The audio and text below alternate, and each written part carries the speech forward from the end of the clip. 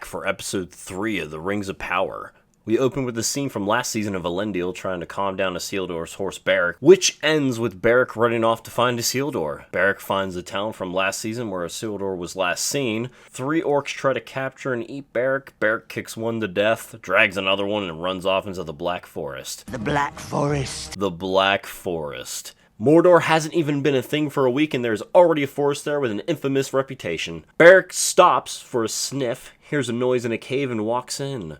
Horses are known to have good sense of smell, so maybe I could forgive the horse smelling out Isildur if it wasn't for the giant volcano that wiped the place. Isildur is wrapped up in a giant spiderweb, not looking good for our future ring addict. I love how the last time we saw Isildur was when a building fell on him back in the village. I wonder how he got from under the rubble back in the village all the way over to Shelob's cave.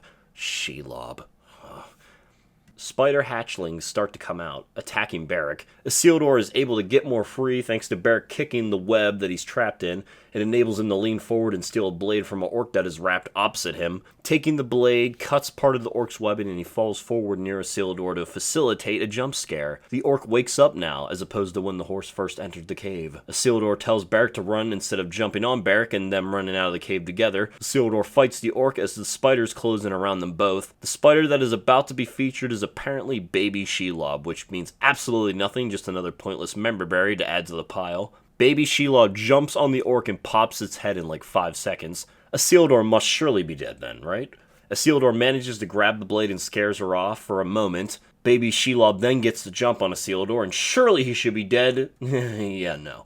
I do like when Isildur tries to throw Baby Shelob off and she hangs on and does a spin around him, but it just emphasizes the fact that Isildur should be dead. Isildur then holds on long enough to give Shelob her infamous scar on her eye. Because you guys wanted to see the creation of Mordor, how Sauron became an incel, and how Shelob got her scar, right guys? Isildur jumps onto Beric and they ride out of the cave. We cut over to Numenor, which I had almost forgotten about since this is the first time seeing the location this season. This is going to be my first time talking about this location on my channel, and I have issues and things that show promise, but are then undercut in the same scene. My biggest issue with Numenor's storyline is something that the show tries to address this season, but it feels very out of place compared to last season. They went from the elves have come to take your gerbs to Pharazon being envious of the elves' immortality. Numenor is meant to be split between 2 separate factions, the faithful Numenorians who wish to continue the old ways of the Eldar, and the Kingsmen, those who are envious of the elves' immortality and wish to acquire it. The plot of Numenor between season 1 and 2 feels so disjointed because the reasoning for why the Numenorians don't like the elves switched between seasons. We open with the funeral of King Tar-Palantir.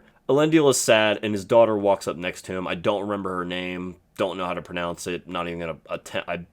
Okay, fine. Elendil is sad and his daughter Arian. Elendil is sad, and his daughter, Arian, walks up next to him.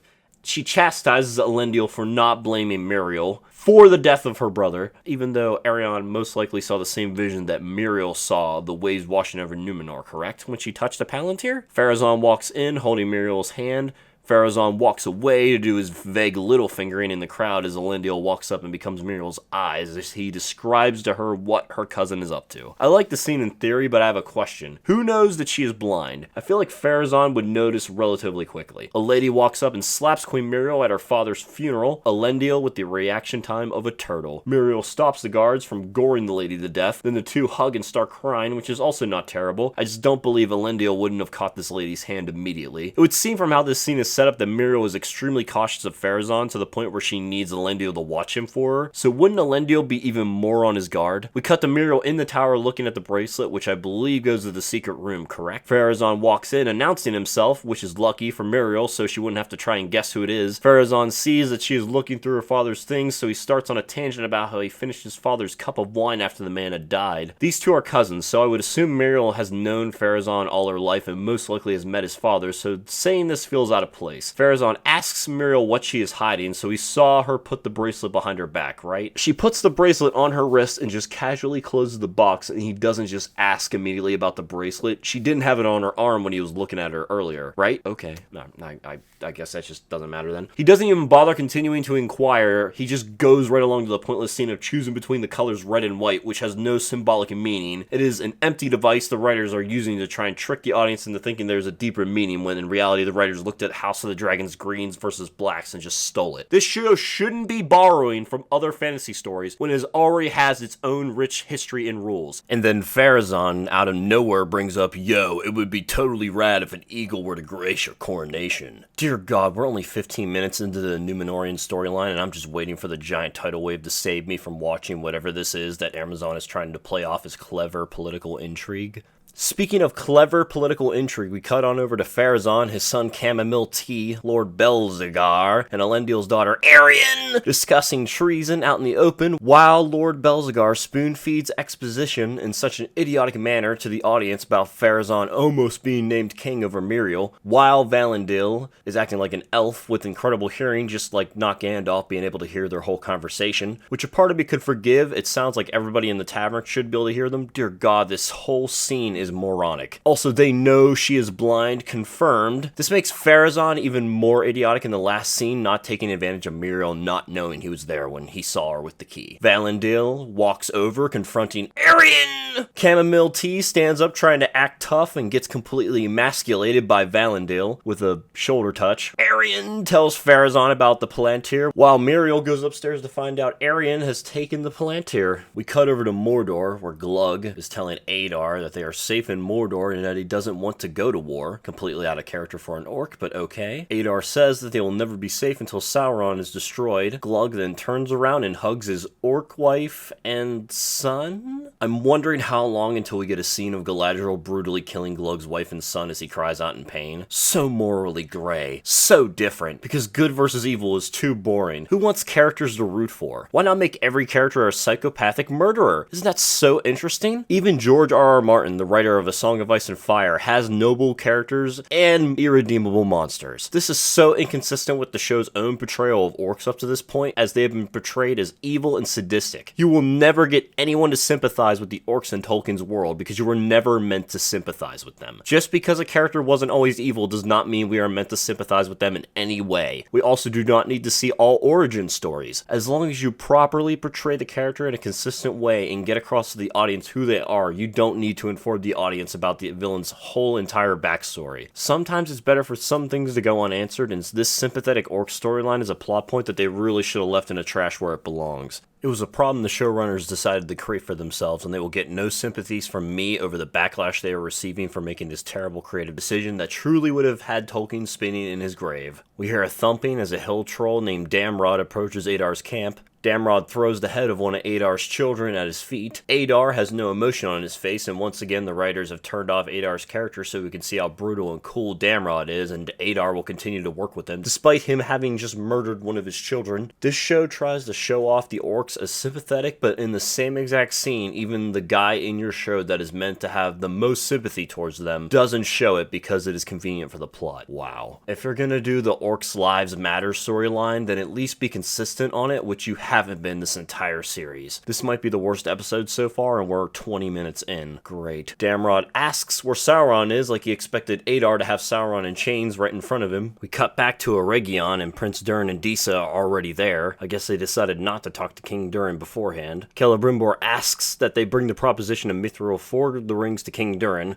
Okay. Prince Durin says it can't happen, and then Sauron becomes cartoonishly hostile and reads his mind to find out Prince Durin was disinherited. Prince Durin said him and his father were not on speaking terms, but that doesn't necessarily equate to him having been disinherited. So there is absolutely no way Sauron could know about this. They just made Sauron know something he could possibly know to facilitate Prince Durin being suspicious of him. Wonderful. Sauron refuses to give his alias just to add to Durin's suspicion that nobody else but him picks up on. Wonderful. Sauron continues to say stuff that makes Durin suspicious of him, because remember, Sauron is a smart master manipulator until the plot requires him to be an idiot and hand feeds his grandmaster plan to the good guys through plot contrivances and conveniences. Celebrimbor stops Sauron from ruining his own evil grand plan by butting in and being more diplomatic. Sauron the Deceiver, everyone. Disa chastises Durin for seeing how deceptive Sauron was being, which, to be fair, she is partly right. Even seeing that Sauron was clearly lying through his teeth, Durin should have played it with more tact and not been overly hostile. The problem is Disa seemed to be successfully deceived by Anatar, which feels out of character for her. I feel like they should have had Disa and Durin both be suspicious of Anatar, but have Disa be more clever clever in feigning believing him while Durin just plainly tells him he doesn't believe him to his face. Have her then reveal as they are leaving that she agrees with Durin, she just didn't want to antagonize Annatar in an attempt to try and pry more information about the rings. I need to stop fixing this show for these writers. She then says that it is for Durin's father to decide what to do. So they didn't discuss the letter sent by Celebrimbor with King Durin. So they sneaked out of Khazad-dum. Wasn't Durin's father refusing to let anybody trade with the surface? I need to stop asking so many questions and just consume the product. Disa says yes, that they need the rings at any cost. Disa not being suspicious at all, even though it would seem she has more knowledge on the subject of magical rings than Durin. It's weird, okay? Back in the Forge, Celebrimbor is telling Sauron to be patient. Sauron tells Celebrimbor that Gil-galad thinks dwarves are lame and shouldn't have rings, and Celebrimbor goes, well, okay then, I'll commit treason. Good God, show. We cut back to Isildur traveling through what I assume is still Mordor with Beric. Isildur takes a drink and realizes he's at a discount version of the Dead Marshes. He takes one of the swords and continues to travel. We get a boring montage until Isildur comes across a wrecked cart with dead bodies littering the place. Isildur checks the cart and we get introduced to another infuriating character, Estridge, who stabs Isildur in his leg. It looks like she got him near his femoral artery.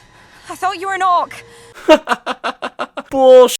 Isildur actually believes this and doesn't kill her. She pulls the knife out of his leg. I just can't with this show. I genuinely want to start skipping sections because they are so pointless. They fast travel to Pelargir, where they come across another destroyed cart and a guy who they go to feed, but it turns out it's a trap set by wild men, and they are ambushed. Before Isildur can get almost killed for like the 5th time in this show, Don Lemonless shows up to save the day. A character in a storyline that should have been left on the cutting room floor. We cut over to the funeral for Bronwyn, who apparently died off screen because Don Lemonless forgot that orc arrows are poisonous.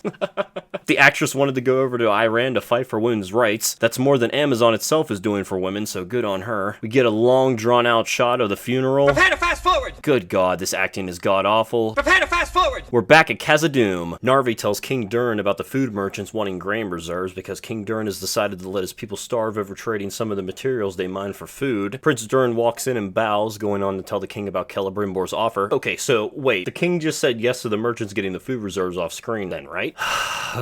Prince Durin says he was wrong to disrespect the king and that he is sorry. King Durin says just wait until your children grow up, which is actually quite a nice line. Prince Durin then says he doesn't trust the rings. King Durin just looks at him and doesn't say anything because this show is run by J.J. Abrams' Mystery Box disciples. Mystery box, mystery box, mystery box, mystery box, mystery box, mystery box, mystery box, mystery box, because ultimately, you know, the mystery box is all of us. So back in Pelargir, oh god no, please. Theo is patching up Isildur. Isildur out here taking blows to the femoral. Isildur asks about Theo's mother. Theo says, she died, bruv, don't go ask me nothing. Don Lemonless says he failed to stop Adar, which in turn led to him failing to save Bronwyn. Don, I don't know why you're trying to lie to me right now. Iran killed Bronwyn. So few slept in the fire and made it this far. So, good god, I just need to skip. Prepare to fast forward! Preparing to fast forward. Fast forward! Fast forwarding, sir. Don tells Theo the village needs a healer, and Theo says, nah, bruv, she done burnt in that pyre. Don starts giving more of his backstory, and that his city is gone. Fast forward! Fast forwarding, sir. Don tells Theo not to feel guilty. I don't know why Theo would feel guilty. It sounds like you failed her, Don. Good lord. Fast forward! Fast forwarding, sir. Theo's actor continues to have a dull, blank expression, even when he gets angry. Fast forward! Fast forwarding, sir. Isildur is walking around and starts talking to Theo. Fast forward! Fast forwarding, sir. Theo somehow knows where Isildur's horse is and tells him to meet them at night. Cool, I really don't care. We cut to nighttime. Isildur sees Estridge holding a hot rod. Oh! Estridge doesn't find her fiance. Cool story, bro. Isildur decides to tell this random woman that just stabbed him earlier how his mother died and that it was his fault. Estridge says precious, and I can already see where this is going. Estridge burns her mark of Adar, branding in a spot that's already branded when there's no other brand mark that could possibly be on the back of someone's neck in that spot in this area of the world. Amazing stuff. We cut to the trees getting cut down by wild men. I guess they have Beric now. Theo joins their fire and tries to show off the mark from that sword key last season. It's so funny to me that just because you have Adar's brand, that somehow automatically means you're evil when we saw that they were forcing people against their will to get the brand or die. Doesn't sound like all those people are evil. They all get ambushed by the Ents and Theo gets taken.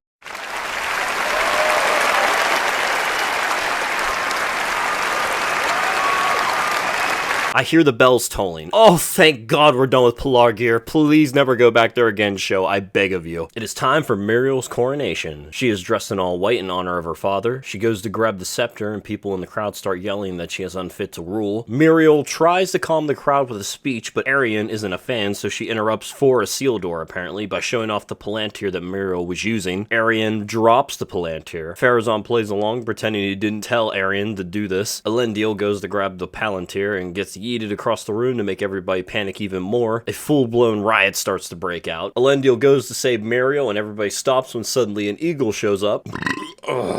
Wow, I'm totally shocked by this. We get this hilarious shot of Muriel standing there like an absolute cabbage. Pharazon starts walking towards the eagle. The eagle looks pissed by Pharazon. Lord Belzegar starts chanting Pharazon's name and the crowd joins in. Oh my god! We get another shot of Muriel staring into oblivion. Pharazon stood closer to the eagle, so now he's king. Fantastic political intrigue. For some reason, this episode is still going, and we cut over to Celebrimbor and Sauron making the 7 dwarf rings. Fook me, that was fast. Sauron caresses the Mithril to make it evil. Good God, that happened. I'm finally done with the 3 episodes that dropped at once. This has been a long, dull journey, but I'm not stopping here. I'll be back with a review for episode 4. Wish me luck.